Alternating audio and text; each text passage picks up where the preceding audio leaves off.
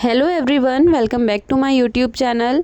तो फ्रेंड्स, आज मैं आपके लिए लेकर आई हूँ बहुत ही टेस्टी और बहुत ही सॉफ्ट, एकदम मुंह में घुल जाने वाली बेसन की बर्फ़ी की रेसिपी। और फ्रेंड्स, ये बर्फ़ी आज हम बिना चाशनी के बना करके रेडी करेंगे। एकदम परफेक्ट मेज़रमेंट के साथ हम परफेक्ट बर्फ़ी बना करके रेडी करेंगे। तो चलिए फ्रेंड्स, शुरू करते हैं आज की रेसिपी। बेसन की बर्फ़ी बनाने के लिए फ्रेंड्स, यहाँ पर मैंने लिया है 1 कप बेसन। तो फ्रेंड्स, मैंने बेसन 250 ml वाले कप से मेज़र किया है। अगर आपके पास मेज़रिंग कप ना हो तो आप कोई भी कटोरी या कप से इन्हें मेज़र कर सकते हो। और अब हम लेंगे आधा कप घी।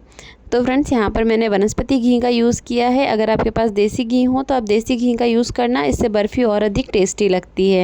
बेसन की बर्फ़ी बनाने के लिए फ्रेंड्स, यहाँ पर मैंने ली है आधा कप पिसी हुई चीनी। साथ ही फ्रेंड्स, हम लेंगे 2 टेबलस्पून बारीक सूजी। और बर्फ़ी में फ्लेवर के लिए हम यूज़ करेंगे 1 टीस्पून इलायची पाउडर। तो चलिए फ्रेंड्स, चलते हैं बर्फ़ी बनाने के प्रोसेस में। तो बेसन की बर्फ़ी बनाने के लिए फ्रेंड्स, अब हम गैस पर रखेंगे एक हैवी बेस वाली कढ़ाई। गैस का फ्लेम हम मीडियम रखेंगे। और अब हम कढ़ाई में ऐड करेंगे आधा कप घी। तो फ्रेंड्स, यहाँ पर मैंने वनस्पति घी का यूज़ किया है। अगर आपके पास देसी घी हो तो आप देसी घी का भी यूज़ कर सकते हो। घी अच्छे से मेल्ट हो गया है, तो अब हम कढ़ाई में ऐड करेंगे बेसन। तो फ्रेंड्स, यहाँ पर मैंने 1 कप बेसन लिया है। बेसन ऐड करने के बाद हम इसे स्पैचुला से अच्छे से मिक्स कर देंगे घी के साथ। गैस का फ्लेम हमें लो रखना है और लो फ्लेम पर अब हम लगातार चम्मच को चलाते हुए बेसन को भून लेंगे।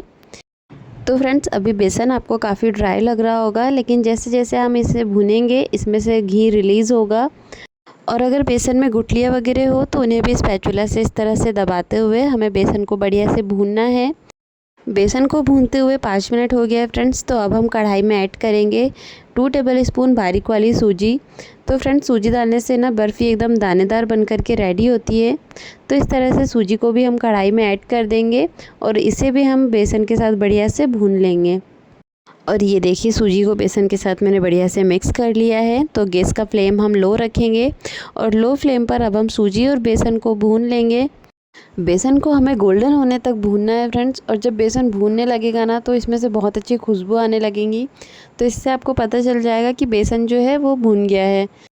बेसन को भूनते हुए हमें 15 से 20 मिनट हो गया है फ्रेंड्स। और आप देख सकते हो कि बेसन में से घी रिलीज़ हो गया है। बेसन पतला भी हो गया है और इसका हल्का कलर भी चेंज हो गया है। तो अब हम कढ़ाई में ऐड करेंगे 1 टीस्पून इलायची पाउडर। तो फ्रेंड्स, इलायची पाउडर डालना टोटली ऑप्शनल है, आप इसे स्किप भी कर सकते हो। इस तरह से इलायची पाउडर के साथ ही फ्रेंड्स, अब हम कढ़ाई में ऐड करेंगे पिसी हुई चीनी। तो फ्रेंड्स, यहाँ पर मैंने आधा कप चीनी को पीस करके लिया है। इस तरह से चीनी ऐड करने के बाद इसे भी हम बेसन के साथ बढ़िया से मिक्स कर देंगे। पीसी हुई चीनी ऐड करने के बाद फ्रेंड्स, आप देखोगे कि बेसन काफ़ी बिखरा बिखरा सा है। तो इसे हमें तब तक के भूनना है जब तक कि इसमें वापस से घी रिलीज़ ना होने लगे और ये थोड़ा पतला ना हो जाए। तो फ्रेंड्स, गैस का फ्लेम हम लो रखेंगे और लो फ्लेम पर हम लगातार स्पैचुला को चलाते हुए इसे वापस से 5-6 मिनट और हम भूनेंगे। बेसन को भूनते हुए हमें 5 मिनट हो गया है फ्रेंड्स। और आप देख सकते हो कि बेसन वाला मिक्सचर बढ़िया से भून गया है। इसका कलर भी चेंज हो गया है और इसमें से घी रिलीज़ हो गया है। और फ्रेंड्स, इस तरह से जब मैं इसे स्पैचुला से मिक्स कर रही हूँ तो आप देख सकते हो कि ये मिक्सचर बिल्कुल भी कढ़ाई में चिपक नहीं रहा है। इसका मतलब है कि हमारा बेसन जो है वो बढ़िया से भून करके रेडी हो गया है। तो इससे ज़्यादा अब हम बेसन को नहीं भूनेंगे फ्रेंड्स। अब हम गैस को ऑफ़ कर देंगे। बेसन की बर्फ़ी जमाने के लिए फ्रेंड्स, अब हम लेंगे एक स्टील की प्लेट या थाली और इसे हम घी से बढ़िया से ग्रीस कर देंगे। इस तरह से प्लेट को ग्रीस करने के बाद फ्रेंड्स, हम जो हमारा बेसन वाला मिक्सचर है उसे इस थाली में स्प्रेड कर देंगे। तो फ्रेंड्स, ये मिक्सचर अभी काफ़ी गर्म है, तो इसे हमें बहुत ही केयरफुली इस थाली में स्प्रेड करना है। इस तरह से सारे ही मिक्सचर को इवन आउट करते हुए हम बढ़िया से स्प्रेड कर देंगे। बेसन बर्फ़ी को हलवाई वाला लुक देने के लिए फ्रेंड्स, अब हम इसे थोड़ा सा कटा हुआ बादाम और पिस्ता से गार्निश कर लेंगे। आप अपनी पसंद के कोई भी ड्राई फ्रूट्स इसके ऊपर डाल सकते हो।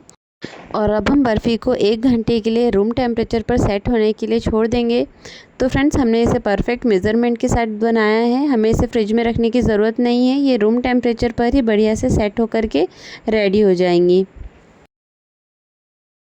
1 घंटा हो गया है फ्रेंड्स। और ये देखिए, बर्फ़ी बढ़िया से ठंडी हो गई है और अच्छे से सेट भी हो गई है। तो फ्रेंड्स, अब एक नाइफ़ की हेल्प से हम इसे कटिंग करेंगे। तो फ्रेंड्स, यहाँ पर मैं बर्फ़ी को स्क्वायर पीस में कट करके रेडी कर रही हूँ। आप चाहे तो अपनी पसंद के कोई भी शेप में इन्हें कटिंग कर सकते हो। और जब मैं इसे काट रही हूँ तो आप देख सकते हो कि नाइफ़ कितने स्मूथली चल रही है, बिल्कुल भी हार्ड ये बर्फ़ी नहीं बनी है, बहुत सॉफ्ट बर्फ़ी बन कर के रेडी हुई है। और अब हम इस बर्फ़ी को एक प्लेट में निकाल कर के रख लेंगे। और ये देखिए फ्रेंड्स, बिना चाशनी, बिना कंडेंस मिल्क और बिना मिल्क पाउडर के हमने बहुत ही टेस्टी एकदम दानेदार बेसन की बर्फ़ी बना कर के रेडी कर ली है। तो फ्रेंड्स ये बर्फ़ी खाने में बहुत टेस्टी लगती है। बेसन की बर्फ़ी को फ्रेंड्स हम 2 महीने के लिए किसी एयर टाइट कंटेनर में स्टोर करके भी रख सकते हैं, ये बिल्कुल भी ख़राब नहीं होती है। तो फ्रेंड्स एक बार आप इस रेसिपी को ज़रूर ट्राई करना, ये आपको बहुत पसंद आएंगी। और अगर आपको आज की ये रेसिपी पसंद आए तो मेरे वीडियो को लाइक करिए, चैनल को सब्सक्राइब करिए और अपने फ्रेंड्स एंड फैमिली के साथ इसे शेयर करना ना भूलिए। Thank you.